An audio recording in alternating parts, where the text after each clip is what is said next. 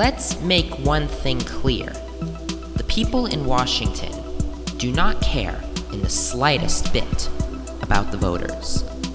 The idea that the American people have any control or power over Congress, or the president, or the judicial branch is absolutely foolish. The president campaigned on a promise to end the stupid wars in the Middle East, and what does he do?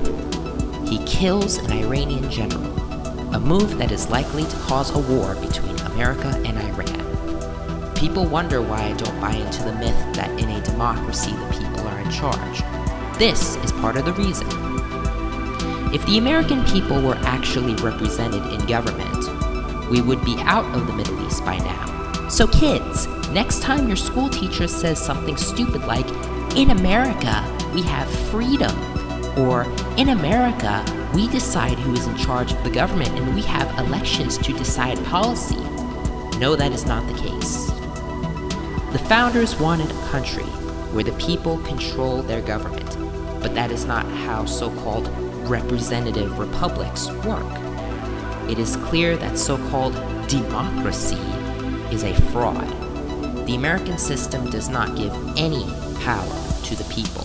It only gives power to the cathedral, to use a term from Mencius Moldbug.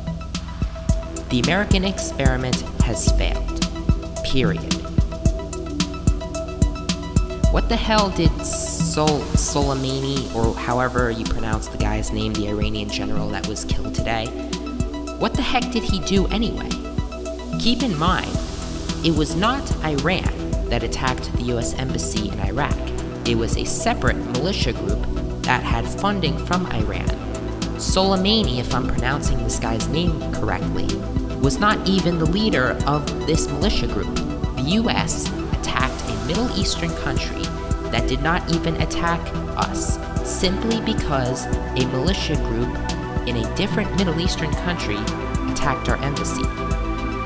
To show how unbelievably stupid this whole thing is, imagine that during the Afghan Civil War, the Soviets decided to kill one of our generals because the US was funding the Afghan rebels. Funding groups that are opposed to a country is not an act of war.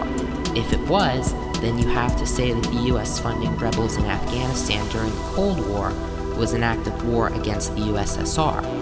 Iran did nothing wrong. However, killing an Iranian general is an act of war. It was the US, not Iran, that is responsible for this escalation.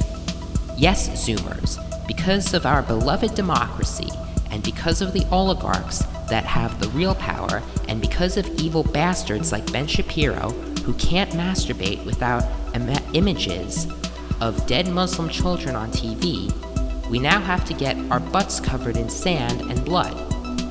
Oh, and I know what someone is going to say, but the situation with Iran might not escalate to war. Yes, it is very possible that this particular incident might not cause war, but the cathedral has wanted war with Iran for decades. Do you really believe that the cathedral won't start something else in order to get the US to invade Iran? Look, the left and the Republican warmongers are one and the same thing.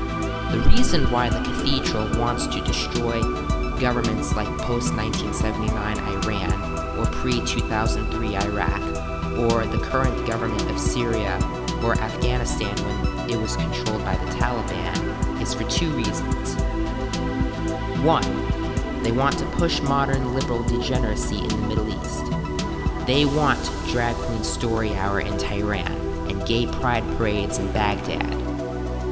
Two, they are Israeli first and not America first. Look at the Israeli lobby. It is far more powerful than any other lobby. In conclusion, as always, democracy has let us down. So, thanks for watching. If you liked this video or agreed with anything that I said, make sure you like, comment, and subscribe. As always, this is Wolf, signing out.